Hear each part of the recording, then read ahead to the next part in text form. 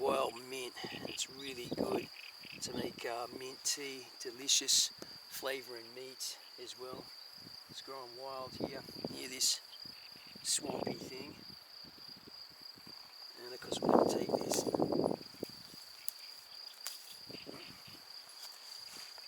We'll boil that up. We have to boil it up because there's cattle not far from here, and yeah, we've got to be a bit careful.